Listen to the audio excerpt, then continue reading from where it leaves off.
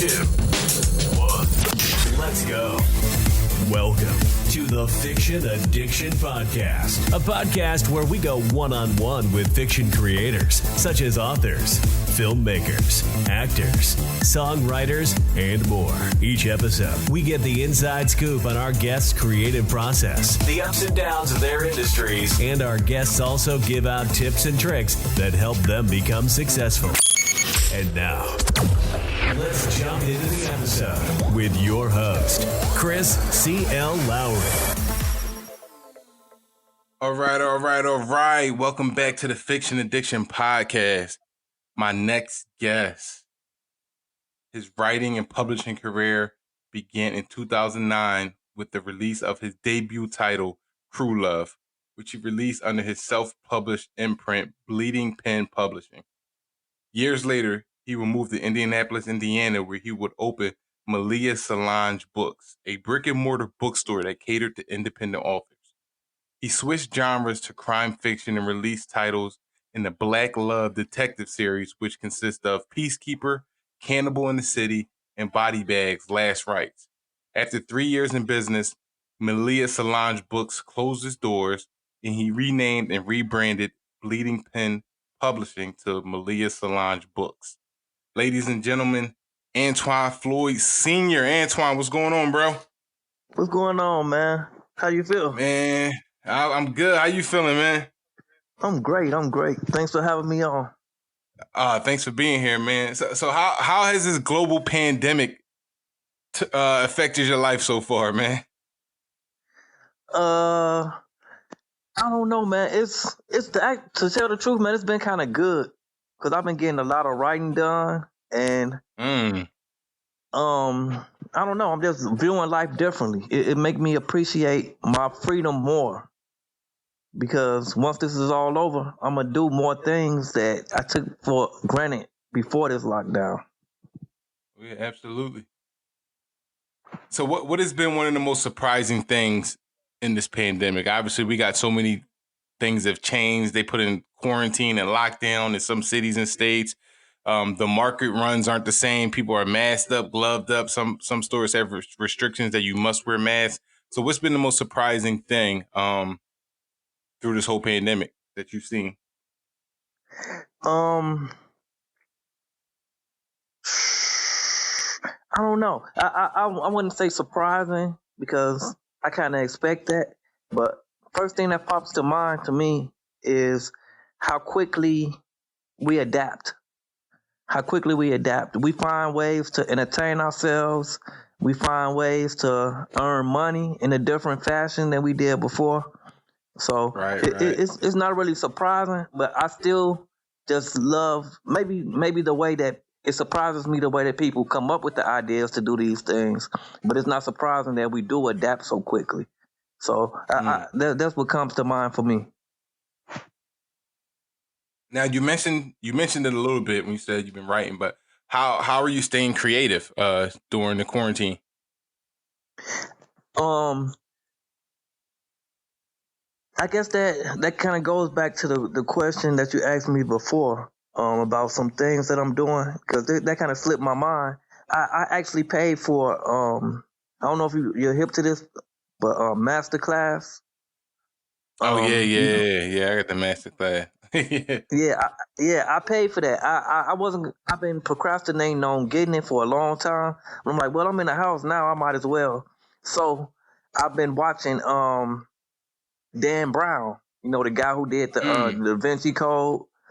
His masterclass is really good. So I've been watching that, and I've been watching some on James Patterson and Neil Gaiman.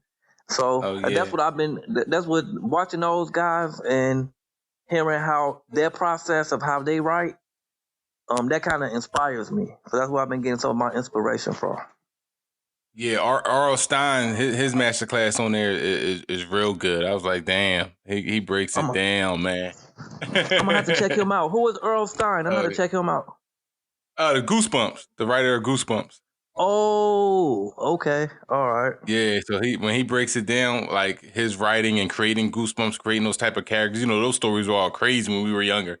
So he breaks all of his writing down. Oh man, it was good. It was real good. I'm gonna check him out. Yeah, definitely. So, as we know, being an author is a brand. It is a business. So, how has the pandemic affected you as a business owner? Because some people I've spoken to, man, it's been a good thing because people are quarantined, they're buying more books. But some people, it's been a negative because you got book expos, book festivals that are now being postponed and canceled. So that's messing up a little cash flow right there. So, what's been happening with you? Well, I am not that savvy when it comes to my internet sales. So the plus side to that is I have been trying to study more and figure out different ways to try to boost my Amazon sales.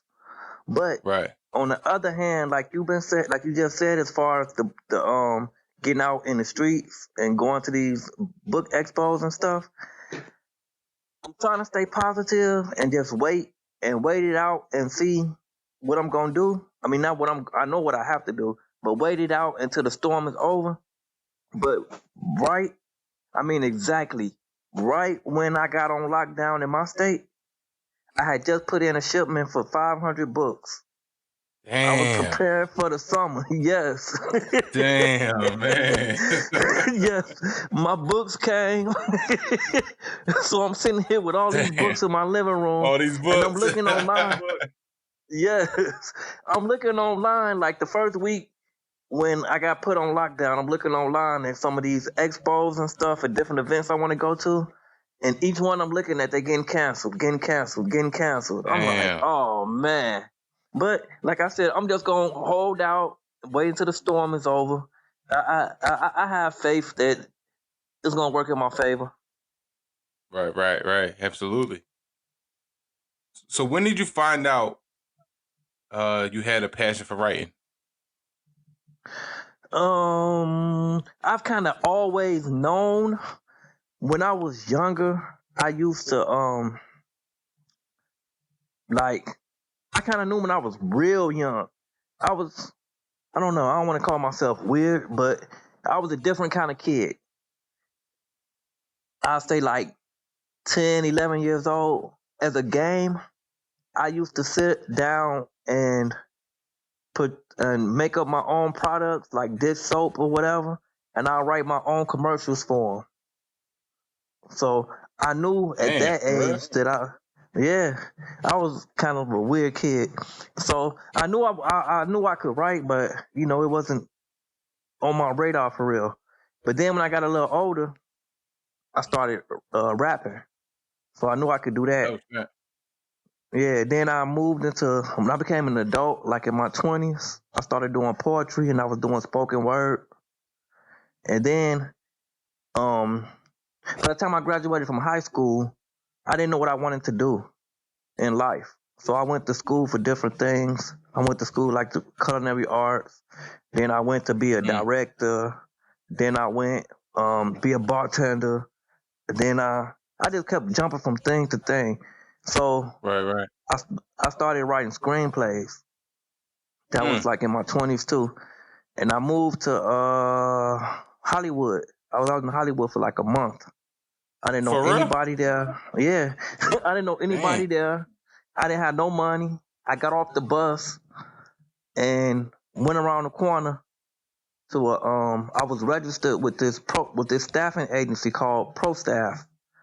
And Pro Staff, I don't even know if they're still around, but back in the day, they were in like all the states. They were in every state. So if you were registered in one state, you'll go to another state and your name will be in the computer. So I went there and they got me jobs and I was working. And I was working so much to pay for hotel rooms that I didn't have time to shop my script. So on Sundays, I didn't work. And this was so long ago. This was when Borders was around. You remember Borders Books? Oh, yeah. Yeah, I would go in there on Sundays on my day off. And while I was in there, I saw John Singleton. Snap. Yeah. Absolutely, And I did not have my script with me. Oh. I know. So after being there for about a month, I got frustrated and I went back home. And I came across this book written by Quan called Hoodlum. You know, the urban fiction author. Oh yeah, Quan a beast, man. Yeah, so I read it, and I'm like, because I had read those type of books years ago when I was a teenager, but it was the older stuff. I used to read Iceberg Slim and Donald Goins. I read all of those books. So when I saw Quan's book, I didn't know that those books were still in fashion. I didn't know that they had came back around. So I was like, oh, I can do this. So I turned my screenplay into my book. Oh, shit. And yeah, and I did a lot of studying as far as trying to go traditional and go self-publishing. So I just decided to go self-publishing. And that's when I released that book in 2009. That's crazy, man. Yeah. And you know how I said I jumped from trying to go from career to career, trying to figure out what I wanted to do? After I finished that book, I didn't want to do anything else. So that's how I knew I wanted to be a writer, because I didn't jump to something else like I did all the other things in my life. That passion just took over you. Yeah. That's crazy. You ever hit Quan up and be like, yo, bro, you know what I mean? You don't even understand your book. Like, with the difference maker, you know what I mean? Man, you gotta I never hit him up and told him that. Guess that's maybe crazy. One day I might cross paths with him one day. Right. So when you begin writing on a serious level, I know you said you started doing the research for self-publishing and things like that. Was that always the vision for your writing career, or did you ever consider trying to take the traditional route? I did consider the traditional route, but all of the books and stuff I read said that, okay, say your first book comes out, they give you an advance, and they're going to put some promotion money into the first book, but if it doesn't sell after the first month, they stop putting money into it. Then they said, if you want your book to really sell and for the publishing company to put more money into it, you're going to have to promote it yourself. Yeah. For people to start buying it. And then once they see people are making money, then they want to put more money into it. So my ideology was, if I'm going to put money into it and then still have to get them a cut, I'm just going to try to do it myself and I can keep all the money. Right. So that's why I never tried. Now, you came from Hollywood. You decided that, hey, listen, I'm going to turn my screenplay into a novel. How different was that writing it? Because for those, obviously, the people who are listening, writing a screenplay and writing a novel are like two totally different things. So how different was it for you adjusting from the screenplay life to the novel life? I had to learn to not put screen directions in there, and I had to learn how to be more descriptive. When you write a screenplay, you don't have to be descriptive. You just have to write the dialogue, and you loosely write the action. You don't have to write a lot of action because, matter of fact, when you're learning how to write screenplays, they tell you not to write action because that's what the director is going to do. The director is going to take your script. If you're not directing your own, the director is going to take your script because they have their own vision. So they're not going to really look at your action for real. So you're supposed to just write the dialogue. You can write the scene as far as where it's going to take place at, or the location, you can write the location, but they don't really want you to write the action because that's the director's job. So when I had to write my book, I had to learn how to be more descriptive. Do you ever regret leaving Hollywood? Not really, because I may have made it, but when I say I was out there bad, I was out there bad. Really? Like I was out there bad. Like I literally had to work every day because I didn't have a permanent job. I had to work every day because it was a daily labor job. So I work and I get a check. So I had to work to pay for hotel rooms and food. So if I would have stayed out there, I would have, I don't know.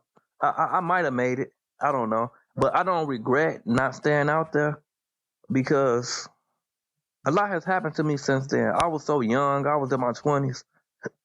I've grown a lot now. So I don't regret it, no.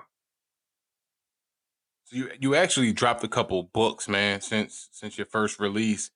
How do you stay consistent when it comes to writing?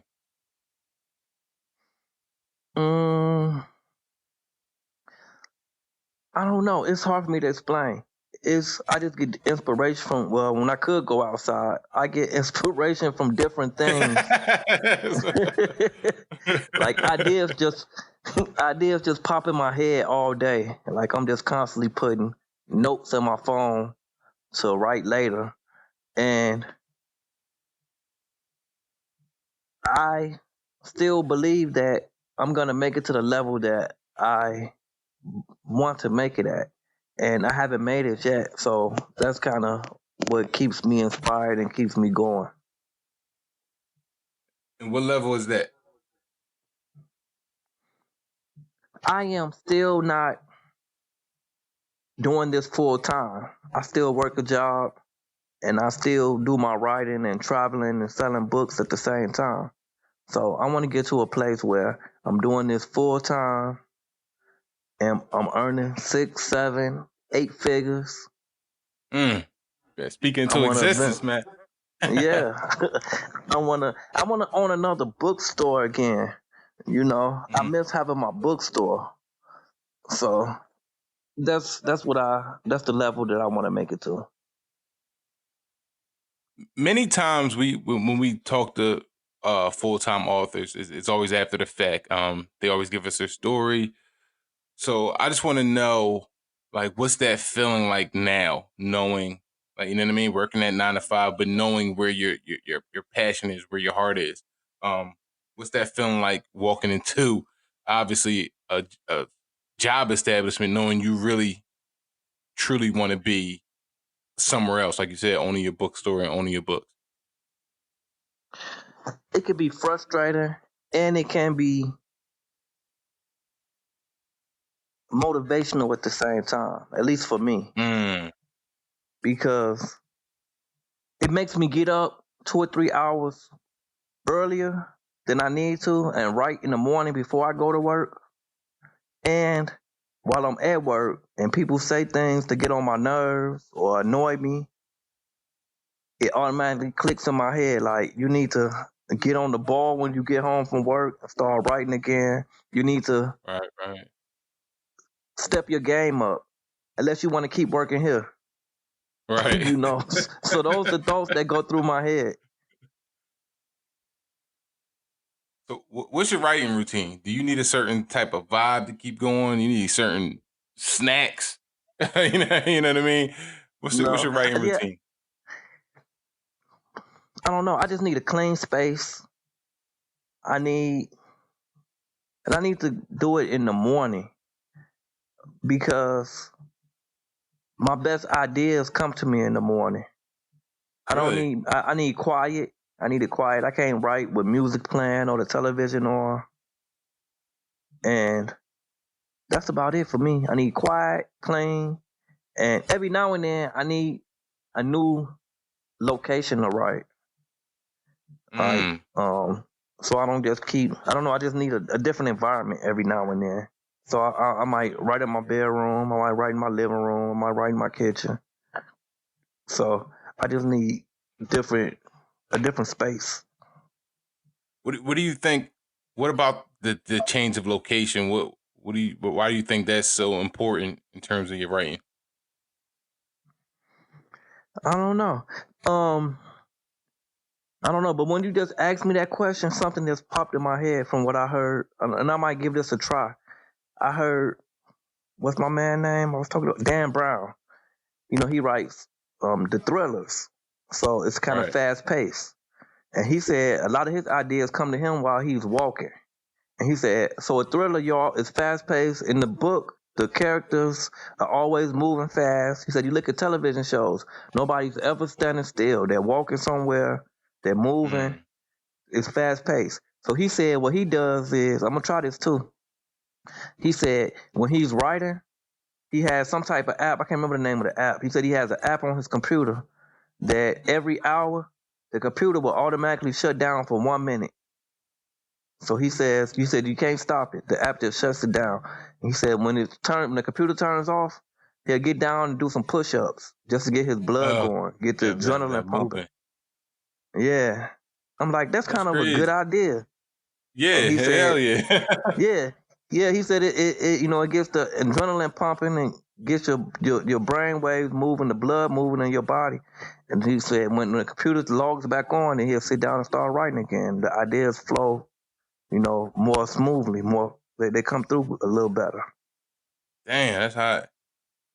Yeah. Everybody should be trying that. You know what I mean? Yeah. Whatever get them ideas flowing, man. You better. Yeah. Mm-hmm. So for someone who's been in the game since 2009, how is life for you as an independent author all around? How is this industry treating you? The industry gives me what I put into it. And I will be honest. To this day, I do not feel like I have gone 100%. So, really? Yes. So it gives me what I give it. To be honest, I've gone halfway in, halfway out, because I know a lot of authors. And the ones who are doing this full time are the ones who took a step out on faith and they just quit their jobs and just went full time. So that's why I say I get out of it, but I put into it, because I haven't taken that step of faith yet and stepped on out there and just did it. Because in my mind, I know I can earn the money. I know I can do it. I just haven't, built up the courage, the tenacity to step on out there and do it. Right.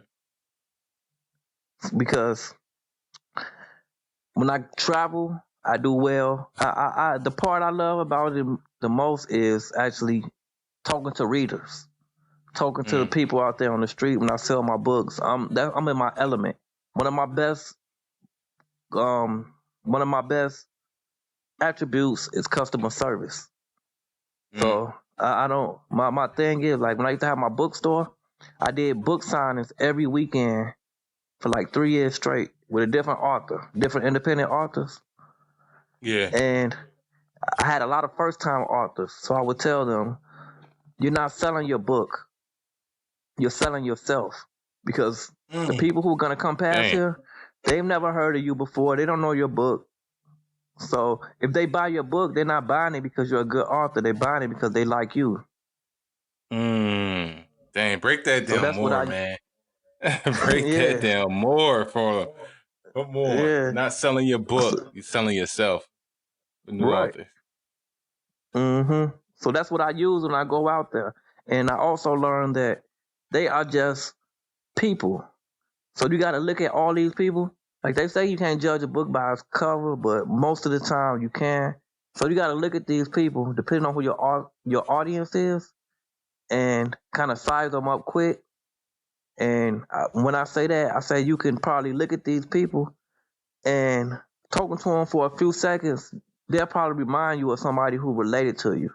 So just treat them all like family. Right. That makes you feel a little more comfortable. People like confidence. And no matter how good your book is, if you act like you're scared to talk to them, they're not going to buy it because you don't even seem like you even have confidence in your own product. Damn. I had to learn all that the hard way. Why you say that? Because when I first started, man, it's so funny, man. Well, it's funny to me. My first book, Crew Love, I was in Minnesota.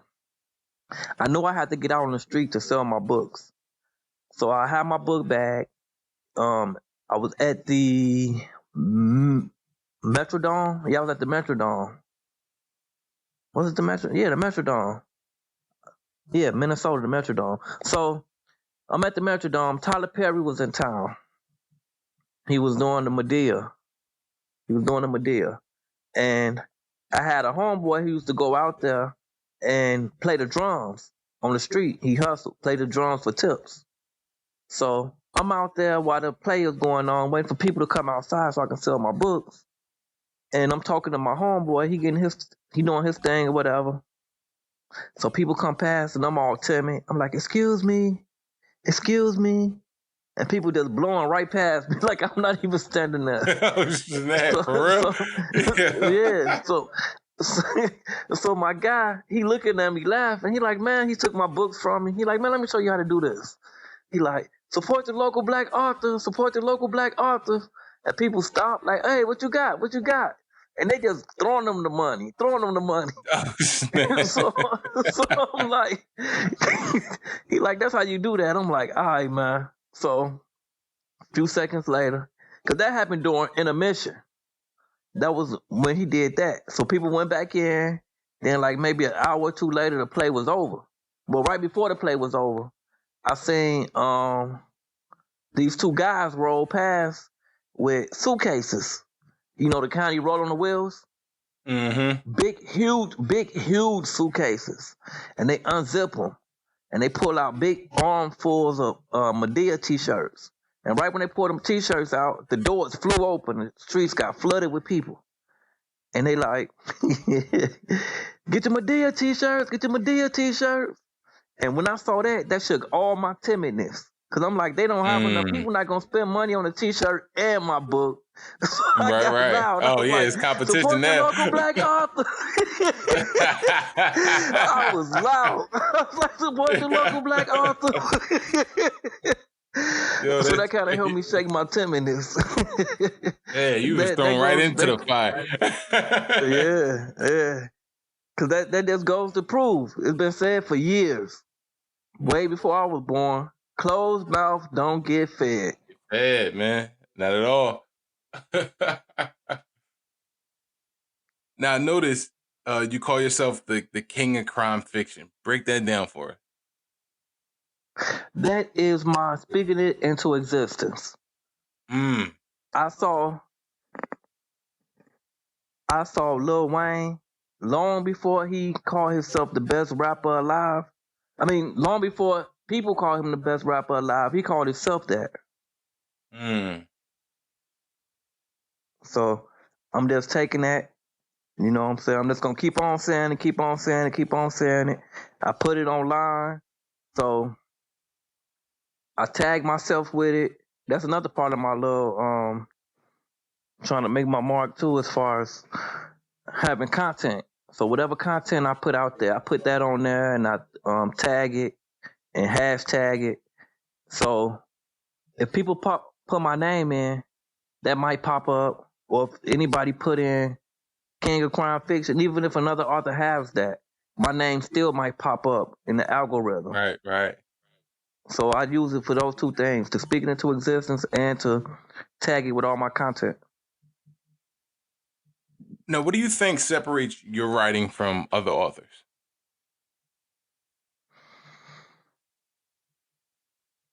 I'm not the first to write in this genre, but I don't think that there is a lot of black males writing in this genre as far as mystery books. There are some, but there's not a lot. It wasn't even a lot back in the day, because I'm constantly looking for stuff. So that's what kind of separates me from that, is because I don't write the hood books. I used to try to do that, but that market is so flooded. It's a lot of competition in that market. So the fact that I'm writing my books about a black detective, that kind of separates me from everybody else.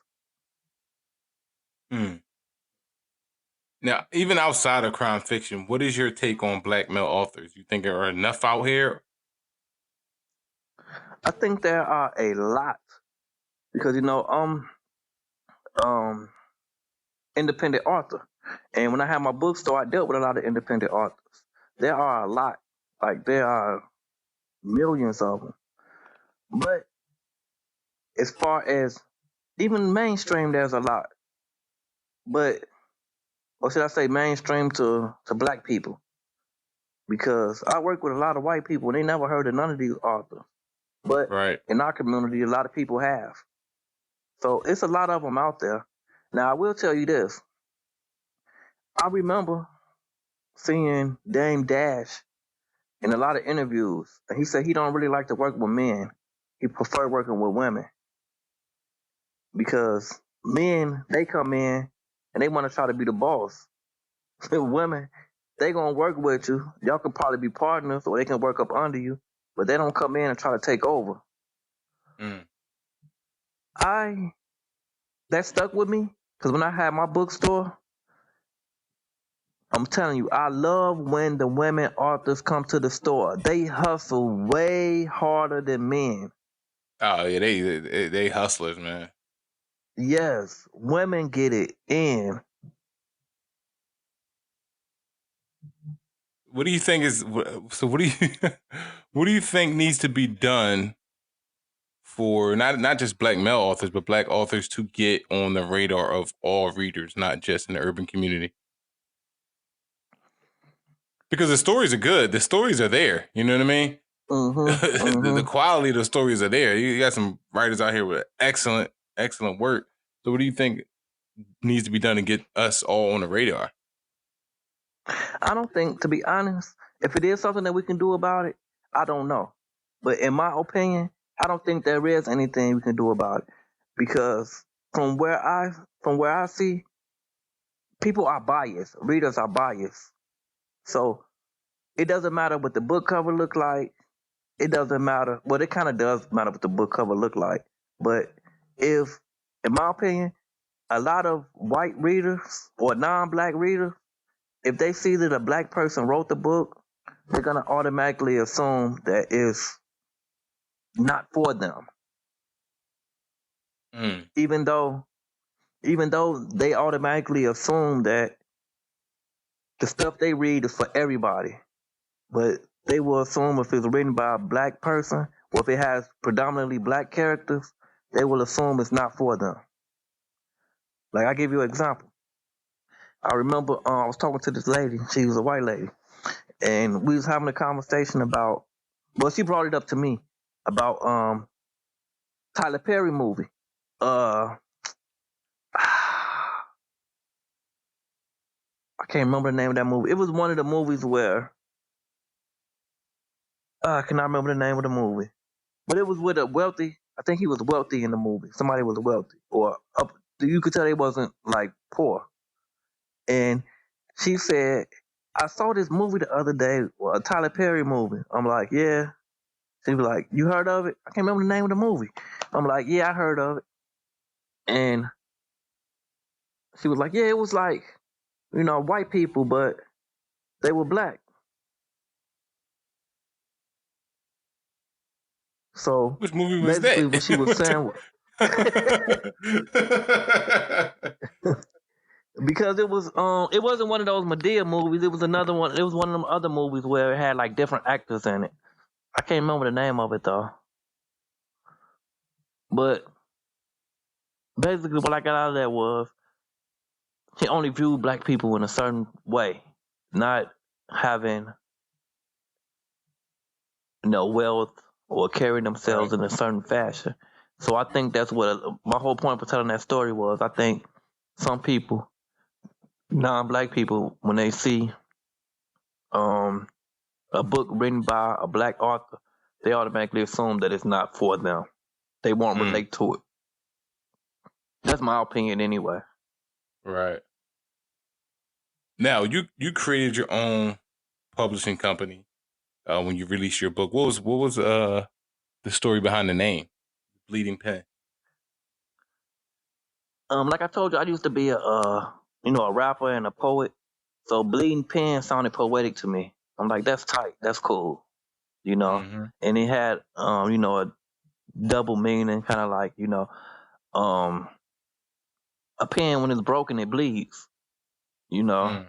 And then I say, well, I'm writing, my pages, they bleed onto the, my story bleeds onto the pages. So that's what made me come up with Bleeding Pen Publishing.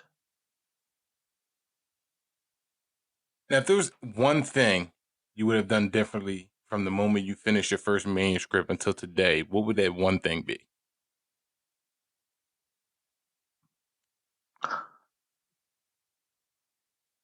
I would have jumped out there years ago. Oh, when you were I would younger. have jumped out there. Yeah. I would have jumped out there years ago. But I think a lot of I had some other answers for that, but I think it was all learning experiences because everybody had to learn. Oh, But absolutely. some of the other stuff that's more concrete, I would say I would have hired editors earlier on. I would have hired I would have found me a graphic designer that I could, that I would keep for years. I would have established a team. Like I still don't have a team. That's been the hardest part for me, having a team. Why you think it's so hard? I don't know. Maybe I'm starting to wonder if it's just me. But What you mean? like I have a hard time relinquishing stuff. I try to do everything myself. Ask yourself, yeah. Yeah. You gotta start taking off So some of that weight, man. You gotta start delegating people to yeah, I do certain know. stuff. I know. So, but other than that, everything's been a learning experience. It made me better, more seasoned, and I keep writing books and releasing them, even if they don't do the numbers I think they should do, because all it takes is one, Oh, just one, absolutely. Yes, yeah, just and one. everybody gonna go back and buy all my old stuff. Now you touched on it just a moment ago in terms of you would have hired editors sooner. So what was it? Did you have a specific experience that um that brought that to your attention? What's the importance of the editors in your writing journey now? Yes, my first book, Crew Love, I didn't have an editor, and my reviews are still on Amazon. They were all pretty much the same. It's a good story, but he should have hired an editor. It's a good Mm, story. It looked like an 8th grader edited this. It was a good damn. story, but it was, I know, they went in. Damn. I know, they went in. And I'm not embarrassed by it. It's funny to me. Right, absolutely, Now it's man. funny. You know what I'm saying? Yeah, It right was a back learning then. experience. Yeah.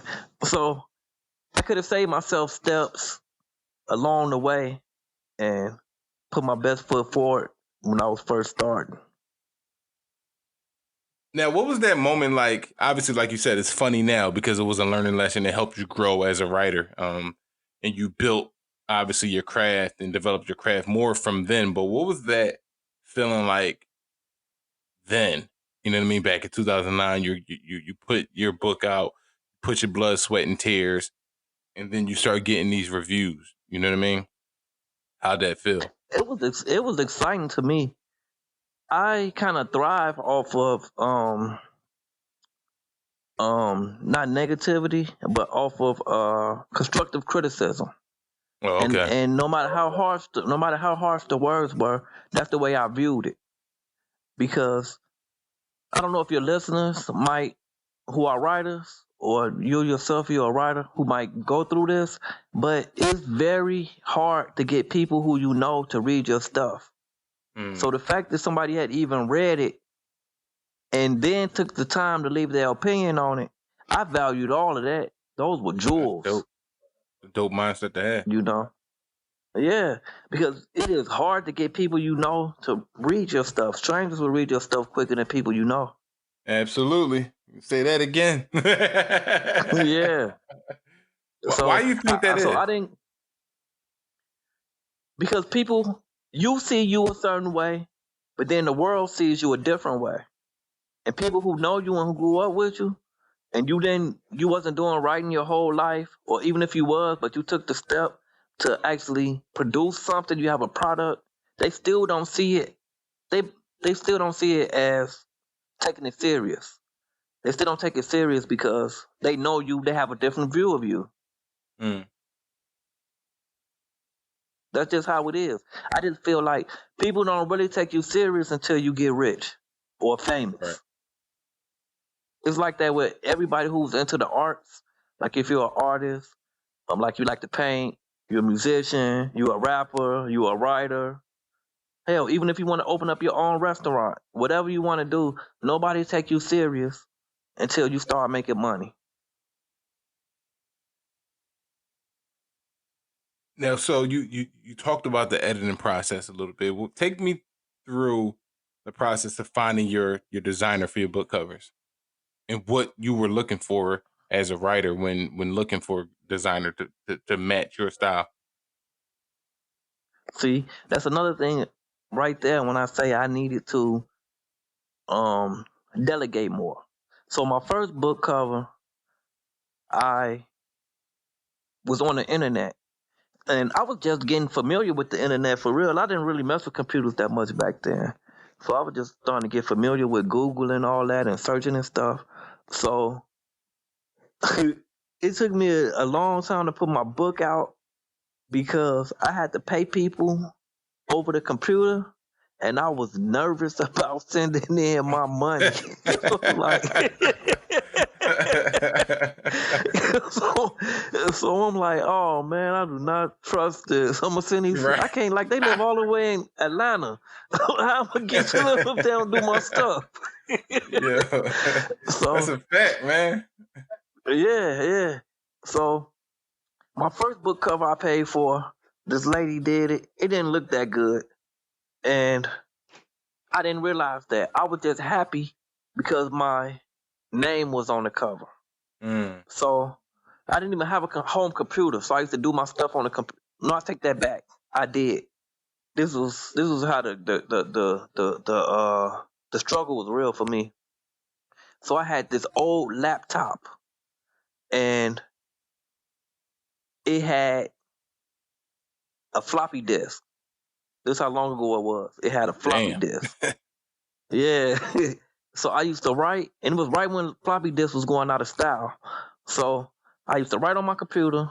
I save it on the floppy disk, but I didn't have the internet. So I go to the library, and the library computers was so old. I mean, was starting to update. They didn't even have a floppy disk, so they had like an adapter. So I would ask for the adapter from the librarian, and I would plug it into the computer. So one day I was at the library, and I had just paid for my book cover. And like I said, I was just happy because my name was on there. And I asked one of my cousins, I'm like, how this look, man? He's like, yeah, that look cool. And that's another thing you don't need. You don't need people. You need people to be honest with you. Right, you need people to tell you something just to get you out of it. Yeah, because I really didn't know. I need an honest opinion. Because like I said, I was just happy that my name was on there. So I'm in the library, and this girl walked past. And in my mind, I might be wrong, but I just have I guess it don't really matter what she looked like, but I just felt like attractive women are more blunt, they're more honest. So this lady walked past and she looked good. So I was like, excuse me, miss. She like, yeah. I'm like, I know she thought I was gonna try to holler at her. She like, yeah. I'm like,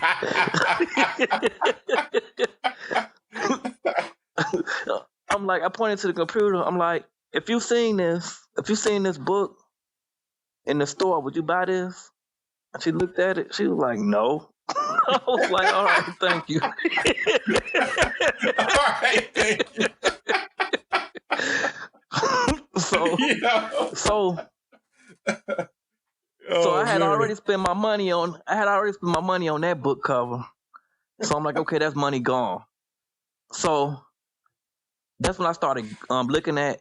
That was around the MySpace days, and I've seen people book covers on there, and all the hood book covers. That was before the hood book covers really, really got like popular. Yeah. And it was by most of the covers I used to see that looked really good was by this lady named Davita Baldwin. She had her company called Oddball Designs. So I contacted her, and she did my book cover for Crew Love. And that book cover turned out really nice. That book cover was really nice. But I know I took a long way around, but to answer your question, I got Photoshop and I started doing my book covers myself. Oh, for real? And yeah, and some of them looked okay, most of them didn't. You know, so now I'm starting to hire somebody to do my book covers. But I did my own book covers for a long time. Mm. You was doing Yeah, everything, man. yeah. I was doing my own. I typeset my own books. I was doing my own book covers. I was trying to save money. Now, let's talk about the bookstore journey. Take me back Mm-hmm. to when opening a bookstore for you was just an idea. What originally inspired that idea to open a bookstore? Okay, so when I moved from Minnesota to Indiana, I was working and I had my book still, and I used to go over to this mall by where I live called Washington Square Mall, and I walked through the mall selling my books, just walking through there, just selling them on my book bag. Mm. So then, but this was kind of a dying mall. So I used to talk to this guy. He sell oils up in there. He was the oil man, and I asked him, I'm like, is it hard to get a booth up in here? And he was like, no, all you do is just contact the manager.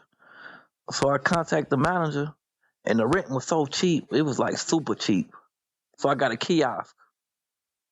You know, I was paying like $75 a month. I got a That ain't bad. kiosk. But I was still working. So I would come there after I got off work, and I'll be in there from like 5:30 to 9 o'clock when the mall closed. But then I work all day, Saturday and Sunday, open and close. And like a year later, I upgraded from my kiosk to a bookstore, like inside the store. And when I did that, at first I picked a bad location in the mall because, like I said, it was a dying mall. Mm-hmm. So I wasn't getting a lot of foot traffic. But then I moved to a different location, and that joint was jumping. Really? Yeah, it was doing good. But it wasn't doing good enough for me to quit my job. Mm. No, I was going to say I had a lot of fun in there because, like I said, that's when I started having my book signings. I didn't know the store was going to be a success until I did my first book signing. I did my first book signing at the kiosk, and it was by this author. Her name was Lady Katesh. She's from out of Chicago. She contacted me and asked if she come do a book signing. I'm like, I'm not really doing book signings right now. Wait until I build up my customer base, my clientele. She's like, I don't care. I just want to get out there. I just want to do my thing. I'm like, in my mind, I felt responsible for the authors. I'm like, I don't want them to come here and not make money. Like I said, it was a dying mall. It was a dying mall. I'm like, it's not a lot of foot traffic. I don't want them to come here and not make money. Then they be looking at me crazy. But she was adamant. Yeah, she was adamant about it. So I'm like, all right, come on. She came and she was a hustler. Really? She got out there. Yes, because I didn't sell that many books. You know, I sell some books here and there, but she was a hustler. She sold like, how many books did she sell that day? She sold like 50 books that day. And she was charging $15 a book. I was only charging $10. She was charging $15. They was paying it. And she sold 50 books. Yeah, I'm like, oh, I can make money in here. So I started having book signings. You know what I'm saying? So that's when I realized that I can do my thing up in there. That's crazy. Now, where'd you get the name of the bookstore from? Maleah Solange Book. That is my daughter's name. Her first and middle Nice. name. Yeah. Yeah. Now how important was that then? Obviously, having a staple, you know what I mean, in a mall in your city, named after and dedicated to your daughter. I thought it was important because I even had when I had my logo made, I had it made of a little girl with an afro reading a book. And I thought that was important. And some of the other people who own businesses in there, they kind of tried to discourage me from doing that. Cause they were like, Really? yeah. Cause they were like, they thought that it might alienate some of my customers, my possible customers. And I was like, I got offended. I'm like, no. I said, I sell books. And if they feel offended because it's a little black girl as the logo, they don't need to come in here anyway. I said, I still go and eat at Wendy's. I said, I still go Right. eat at Wendy's even though it's a little white girl as they logo. That's fact. Yeah. So that was very important to me. Now, what was that first moment like when you took her there and she saw her name up there and on the signs and in the store dedicated to her? But she has never seen it. Like she never seen the Really? store. She lives in a different state. But she saw the logo and she was just surprised because she was a little younger back then. She's 12 now. So she was what, 9 back then? It's been about 4 years now. So she was 8 and she was happy and she was surprised, you know, because she saw it. She's like, that's my name. So yeah. So yeah, that was cool. Now, why was it important for you opening this bookstore to cater to independent authors? Because I am an independent author, and to be honest, I feel like, well, at that point, I was a little naive, but I felt that we got shitted on. So that's what made me want to go hard for the independent authors. Bookstores don't want to put our stuff on the shelves. They don't want to. A lot of when I say bookstore, I'm talking about like Books A Million and Barnes and Noble. They don't want to put our stuff on the shelves. They didn't want to host book signings. So I'm like, okay, this is the place where they can come, especially if they're like first time authors. This is the place where they can come and get their feet wet and possibly make some money. Be represented. How long was your bookstore open? Like 3 years. 3 years. What was that feeling like when you had to finally make the tough decision to close your doors of your business, and why? Why'd you have to close down? So while I was open, I had my son here. He would work with me on the weekends, and I always said once he left to go away to college that I was gonna close down, and I wanted to move to Atlanta, Georgia. I've been out there a couple of times to do book signings at another bookstore, and I just felt like the vibe out there was better for people trying to do what I want to do. The support would be better. So once he finally went away to college, I said, okay, I'm gonna go ahead and close on down. So, cause I didn't want to do it by myself. Like I said, I wasn't making enough money to pay somebody else. So I didn't want to. I was paying him, but I didn't have to pay him much, you know.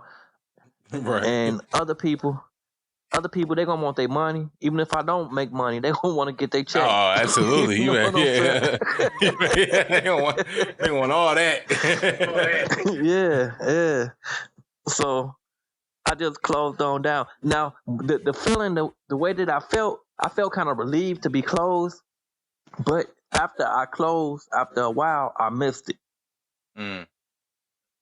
Cause I had a lot of fun. I built up a fan base. I mean, not a fan base, a customer base, to where people I had repeat customers. Like you said, I became a staple, and people really mess with me, and they got used to coming there and meeting new authors every weekend. And I don't know. I just learned that if you want it, like I said, if you want it, you got to grind.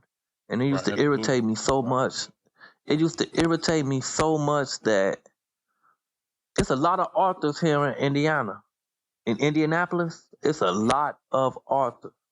Really? And I could not, yes. I say out of 100% of the authors here, only 10% will come and do book signings. Why is that? They live right here in the same. I think either it's lack of confidence or I don't know how it is where you live, but here a lot of people hate on their own state. So they will probably, and plus, like I said, it's a dying mall. Even though if you put in the work, you can make money there. I think they looked at it like, man, don't nobody go to Washington Square Mall. I ain't going there to sell my books. But then somebody will come here from New York and they'll sell 50, 60 books. That's crazy. So it was just embarrassing. Even though I'm not really from here, it was embarrassing to me and it seemed kind of stupid to me. I'm like, how you let somebody come from another state and make money in your own state? And you don't make money. Yeah, so they used to just trip me out. It was kind of funny. I'm like, and it used to happen. It happened a lot. Now, was there any discussion about running the bookstore online after you closed the actual physical doors? No. Some people asked me that, but I didn't want to. Another thing that I learned too, like I said, when the authors used to come here, I told I like to deal with the women authors over the men authors. That was one of the issues I had. Then another issue I had, I got people books on consignment, and when I first came into this, I used to be kind of naive because I said I want to represent the independent authors. I want to represent the independent authors. Now, I wasn't paying people for these books. I was doing it on consignment. So, the guy, he's kind of like my mentor. He owned a clothing store in there. He the one who got me really, besides the lady who came and did the first book signing, he was the one before she came, he was the one who was telling me that I need to have them authors up there. And I didn't understand what he was saying before until after the fact. And he was like, they not thinking about it like you thinking about it. He was like, they sitting at home with their feet up, and you got your books, you got their books here, and you selling them, even though you're getting a cut off of them. They gonna call you a month or two. How many of my books you done sold? Can you send me my money? And they sitting up with their feet up. They ain't even putting in the work like you putting in the work. So I got a part of that when I used to have people books in the store and they didn't want to come do book signings. So, because that's why I make most of my money, because I was getting a commission off of their book sales. So that's how I was making a lot of my money. And plus, I can sell my own books better than I can sell your books. So if you're here, you can sell more books. You know what I'm saying? If you're here, you can sell more books. So that's why I didn't want to do the online thing, because I'm like, I don't want to push somebody else's product that hard. That's crazy. Yeah. Now they're not gonna put in the work. Oh yeah, they're not gonna put in the work. You know what I mean? So you can't do it for them in that sense. You know what I mean? If you're gonna, they got to put some type of work in, and it got to be like a collaborative effort in terms of getting the books. You know what I mean? They should have been promoting the store just as hard as you were promoting their books. Right. But it's a learning lesson, man. Yeah. Now your book, Peacekeeper. Mm-hmm. So let me break down the synopsis real quick. So Black Love was always a white-collar kind of guy, more so than a gangster. When an unfortunate incident occurs in a small town in Illinois, he rushes to the side of his ex-fiancée to attempt to save the day. It doesn't take long to figure out that not everyone wants to see justice served. On top of that, his feelings for his past love may not only cause conflicts in the case, but also add to a rift to his new relationship. Will Black put his past behind him and find out who violated Teresa.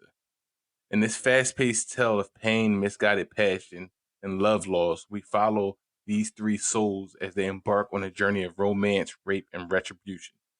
When there's no one to count on but yourself, will you stand and deliver or bend and break? Each will face that question in the midst of what he or she once thought was true. They all find out that when love turns to war, someone has to be the peacekeeper. So first things first, break down that title of the Peacekeeper for this story.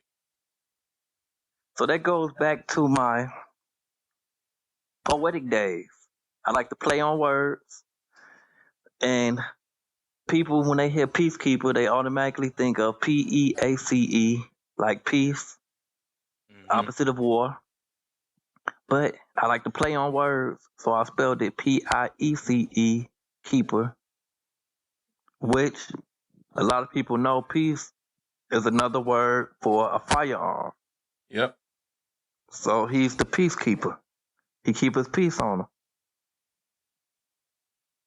Now, what was your mindset when you created the character Black Love? For lack of a better term, I feel like this generation is the pussification of the black male. So, Black Love, his name is a strong name already. Black Love. That's a strong name. So I wanted a strong black character. He is a alpha male. He is this generation's Shaft. He gonna do the right thing. He gonna do the right thing for his people. He gonna get the girl in the end every time. And he's gonna beat people, not just physically, but he's gonna outthink them. So that's how I came up with this character. Now walk me through writing the opening scene for the first chapter, because obviously it involves the crime of rape. How did you tap into both the victim's aspect of this crime being committed when you were writing it and also the offenders? Because it was well written, you know what I mean? It just seems like this entire book was well written. You definitely did your thing on it. So, but break me down in writing. How do you dive into these scenes and these characters when you're writing such a powerful and emotional scene like that one? You know, when I wrote it, when I first sent it to the editor, she told me that the scene was more shock value than it needed to be.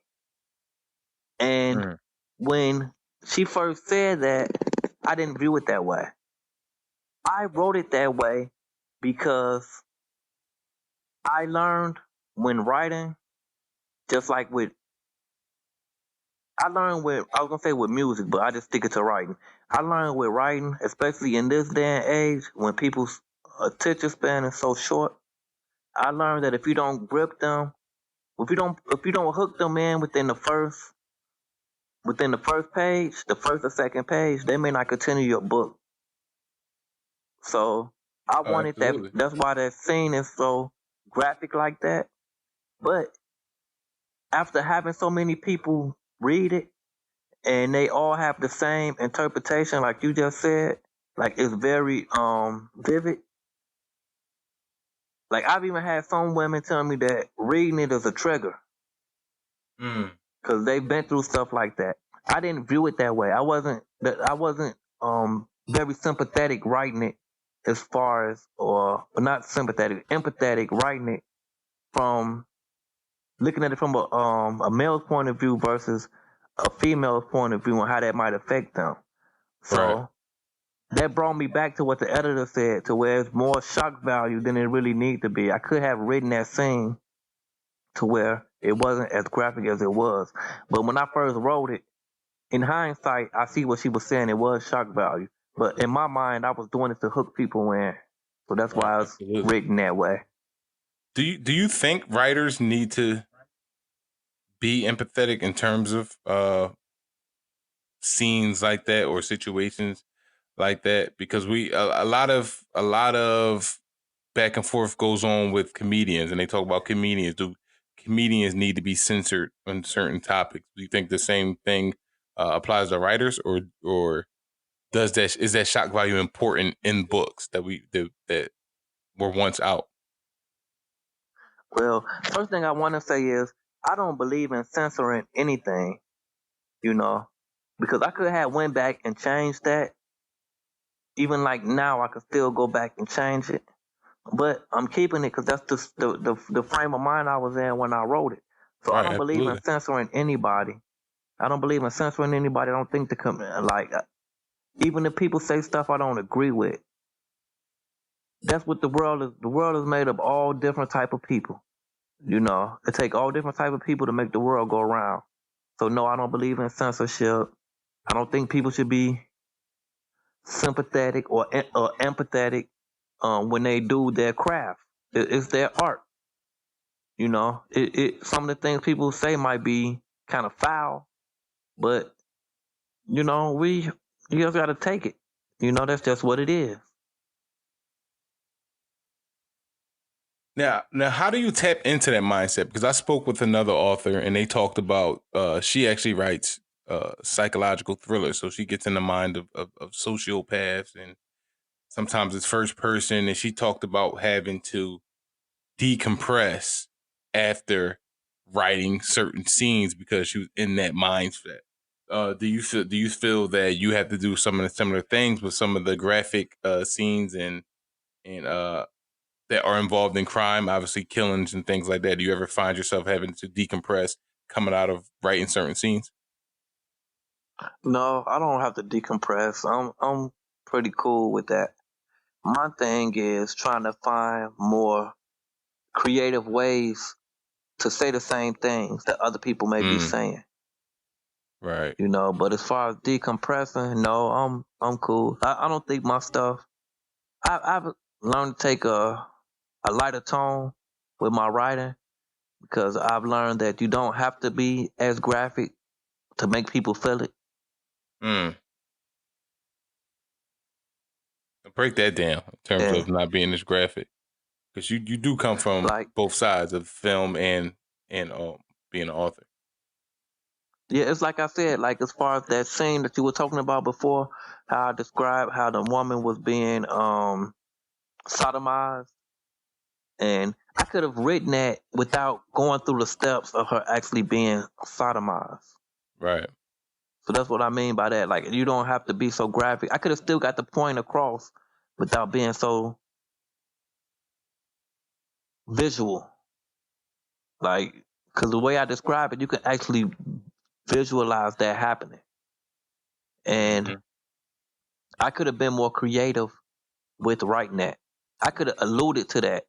Like you see sometimes in movies where the scene are cut right off, the scene are cut off right before the crime actually happened. And now that you leave Right. what's about to happen up to the person who's watching the imagination. Hmm. You can be creative with your writing in that way too. Now, what do you think makes your writing so real? Because along with that scene, you also had scenes of confrontations between lovers. You had the hospital scenes afterwards, like you know what I mean. Everything felt so real. It felt Hmm. like you were watching the show. It felt like you were there in a sense, especially with the lovers. You had every day. The way you described it, you like, yeah, everybody that ever been in a bad breakup or anything like that, or torn between two people, you knew like, oh yeah, that's authentic. So what makes your writing so real? Um, just life. You know, some of the stuff. You know, I've been through bad relationships. I've been through good relationships. You know, um, so I just take elements of some of that stuff and I incorporate it into my writing. You know, these people, and when I say these people, I mean the characters in the books are people. You want people to relate to them. You want people to Mm. like them, or you want people to hate them. So I just thought about the different reactions that people would take if they were in those situations, not just apply them to the stories. Now, if Peacekeeper became a film, what actress and actors would you cast as the characters?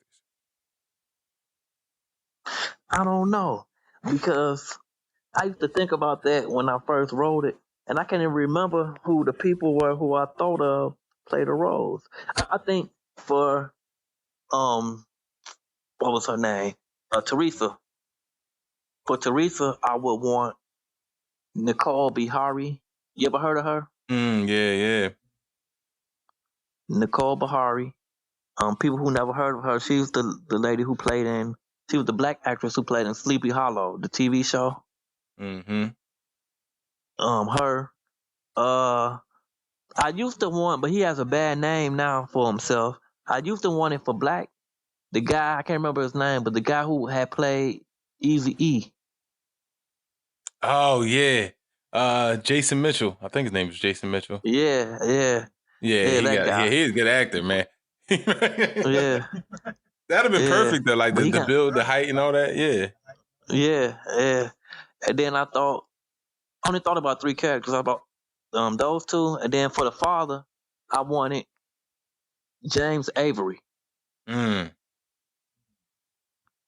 And the only reason I wanted him is his name James Avery? No, not James Avery. I take James that Avery back. from That's the guy who Fresh Prince. from Fresh Prince, not him. Yeah. I'm thinking about Avery Brooks. Oh, okay.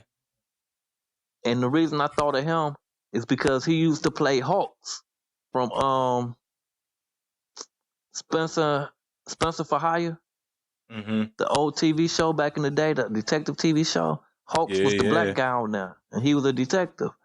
And I'm like, that'd be kind of cool, you know. So that's why I thought about him. All right, absolutely. So what's next for you, man? What's next? What can we expect coming up? Well, I'm gonna still continue with my Black Love series. I have so many titles for that. I'm working on some scripts. I'm gonna start producing my own films, putting them on Amazon. I'm gonna put them on Amazon. I don't know, and I know somebody may steal this idea, but put it out there anyway, because probably be a long time before I get to it. But I've been watching a lot of Netflix. So I watched this show called Designated Survivor. And that's with Kiefer Sutherland. It's about when it's a political TV show.